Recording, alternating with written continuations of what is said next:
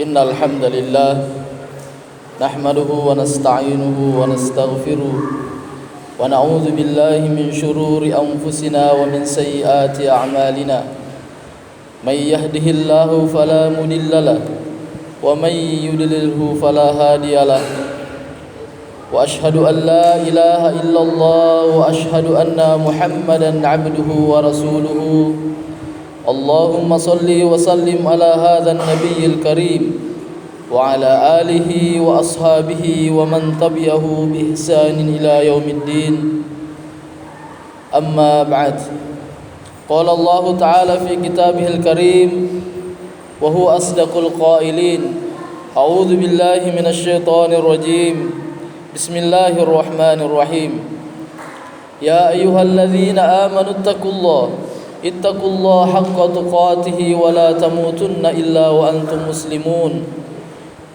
وقال أيضا يا أيها الناس اعبدوا ربكم الذي خلقكم من نفس واحدة وخلق منها زوجها وبث منهما رجالا كثيرا ونساء واتقوا الله الذي تساءلون به والأرحام إن الله كان عليكم رقيبا فإن أصدق الحديث كتاب الله وخير الهدي هدي محمد نبي صلى الله عليه وعلى آله وسلم وشر الأمور محدثاتها وكل محدثة بدعة وكل بدعة ضلالة وكل ضلالة في النار أما بعد Ma'asyiral muslimin, sidang jamaah Jumat yang mudah-mudahan dirahmati oleh Allah Subhanahu wa taala.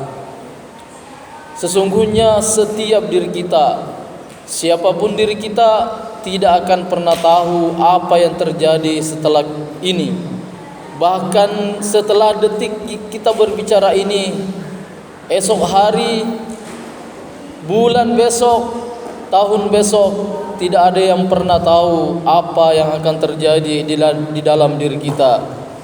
Oleh karena itu Allah Subhanahu wa taala telah berfirman di dalam Al-Qur'an, "Wa ma tadri nafsun madza taksibu ghadan, wa ma tadri nafsun bi ayyi ardin tamut."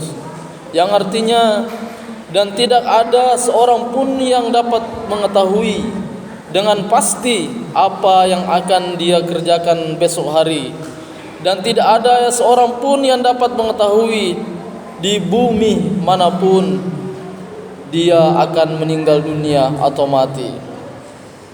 Oleh karena itu seorang tidak tahu di mana dia akan meninggalkan dunia ini, entah di daratan, di lautan ataupun di udara.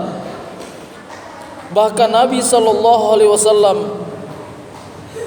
pernah mengatakan kepada kita semua, dan sesungguhnya wa innamal a'malu bil khawatim, sesungguhnya amalan itu tergantung pada akhirnya.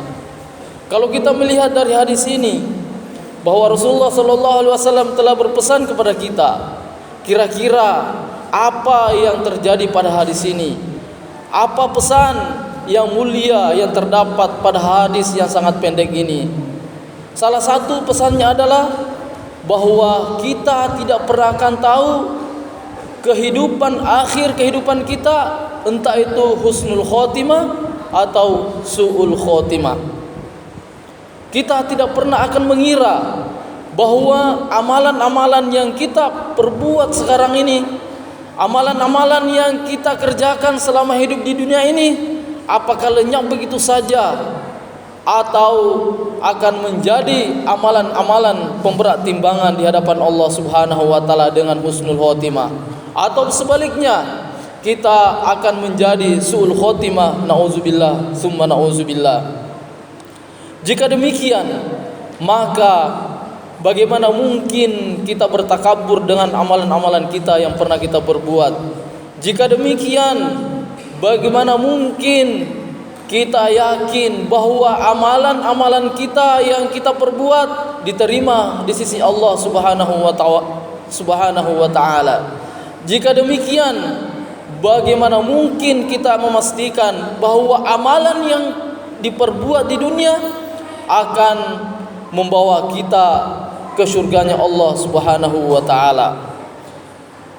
Rasulullah sallallahu alaihi wasallam telah bersabda dalam sebuah hadis mengatakan, "Inna ahadukum liya'lama bi'amalin ahlil jannah hatta ma yakunu bainahu wa bainaha illa zira'an fayasbiqu alaihi alkitab fayamalu bi'amalin ahlin nar fayadkhulaha."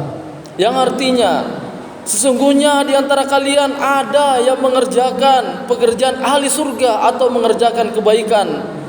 Saking banyaknya kebaikan dia kerjakan, hamba itu dekatnya antara dia dengan surga hanya ziroan, hanya sehasta. Tetapi fayasbiqu alaihil kitab, Allah mentakdirkan untuk berbuat amalan buruk atau amalan maksiat. Fayamalu ahlun nar fayadkhulaha. Maka dengan amalan maksiat itu Allah ternyata memasukkan ke dalam api nerakanya.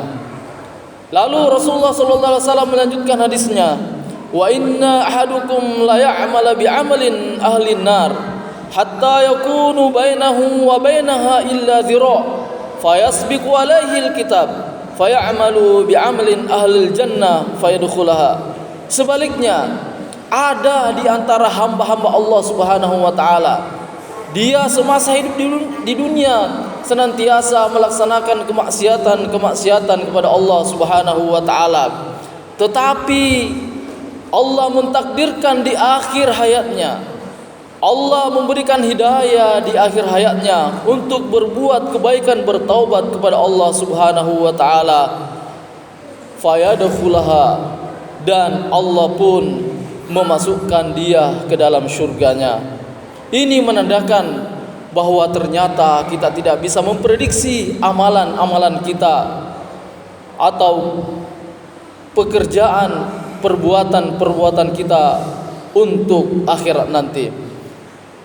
Allah Subhanahu wa taala bahkan memperingatkan kepada kita semua bahwa apabila sebesar apapun yang kita kerjakan atau seringan apapun yang kita kerjakan, pasti Allah Subhanahu wa taala memberikan balasannya. Oleh karena itu, kita harus melihat apa-apa saja yang membuat kita ini lalai, bahkan su'ul khotimah di hadapan Allah Subhanahu wa taala. Apa saja yang membuat kita selalu lalai, bahkan ketika detik-detik ajal kita menjemput, kita dijadikan su'ul khotimah oleh Allah Subhanahu wa taala. Para ulama mengatakan bahwa yang paling pertama yang menjadikan kita su'ul khotimah adalah berpalingnya akidah kita dari Allah Subhanahu wa taala. Berpalingnya akidah kita dari Allah Subhanahu wa taala. Ini yang paling penting. Ini yang paling pondasi di dalam diri kita, di dalam hati kita. Kalau seandainya akidah kita sudah berpaling, maka itu adalah ciri-cirinya kita akan menandakan su'ul khotimah di hadapan Allah Subhanahu wa taala. Demi menjaga itu, maka amalan-amalan atau seruan-seruan Allah Subhanahu wa taala dan Rasulullah sallallahu alaihi wasallam kita harus amalkan dengan sebaik-baiknya. Wabil khusus salat 5 waktu kita. Karena di sanalah akidah kita ditanamkan setiap hari. Di sanalah akidah benar-benar kita tanamkan. Kita menghadap kepada Allah Subhanahu wa taala. Maka kata ulama, salah satu su'ul khotimah adalah lahwus shalah, senantiasa melalaikan salat, dan ini adalah sangat-sangat berbahaya bagi kita. Kenapa su'ul khotimah atau lahwus shalah disebut salah satu tanda-tanda orang-orang yang bahaya, bahkan orang-orang yang akan mengakhiri hidupnya dengan su'ul khotimah? Bayangkan, Allah Subhanahu wa taala telah memerintahkan kepada kita dengan 5 waktu salat, dengan 5 waktu salat untuk kita berbenah diri kepada Allah Subhanahu wa taala, untuk kita bertaubat kepada Allah Subhanahu wa taala. kalau saja 5 waktu solat ini kita lalaikan, maka bagaimana mungkin dengan amalan-amalan yang lain kita akan tunaikan atau kita akan kerjakan. Maka Rasulullah SAW memperumpamakan solat ini dengan artinya bahwa pernahkah kalian, kata Rasulullah SAW, pernahkah kalian melihat sungai di depan rumah kalian dan kalian mandi 5 kali sehari di sungai itu, maka kalian tidak ada tersisa sedikit daki pun kalau seandainya kalian mandi 5 kali sehari di sungai yang mengalir itu. Begitulah solat. Kalau seandainya kita solat setiap hari dengan akidah yang benar, dengan khusyuk, dengan panutan atau contoh dari Rasulullah SAW, bagaimana mungkin Allah Subhanahu wa taala tidak mengampuni dosa-dosa kita. Bahkan Rasulullah SAW bersabda di hadis lain, as-salawatul khams wal jum'atu ilal jum'ah wa ramadhanun ila ramadhan mukaffiratun bainahuma majtunibatil kabair. Salat 5 waktu ke 5 waktu, Ramadan ke Ramadan, bahkan dari tahun ke tahun, Allah Subhanahu wa taala dari Jumat ke Jumat, dari Ramadan ke Ramadan, Allah Subhanahu wa taala akan mengampuni dosa-dosa hambanya selama hambanya itu tidak melaksanakan dosa-dosa besar di hadapan Allah Subhanahu wa taala. Oleh karena itu, ketika kita ingin husnul khotimah, ketika kita ingin akhir dunia kita ini dengan baik, maka selalu menjaga solat dan jangan sampai melalaikan namanya solat. Karena solatlah yang paling pertama akan dipertanggungjawabkan kita di hadapan Allah Subhanahu wa taala di akhirat kelak. Apabila solat kita baik, maka insya Allah amalan-amalan kita akan mengikut baik. Namun sebaliknya, apabila solat kita tidak baik dan tidak diterima oleh Allah Subhanahu wa taala, maka dipastikan amalan-amalan kita yang lainnya tidak akan diterima oleh Allah Subhanahu wa taala. Rasulullah sallallahu alaihi wasallam pernah bersabda dalam sebuah hadisnya mengatakan bahwa Sonaiul ma'rufi taqiya masairus su.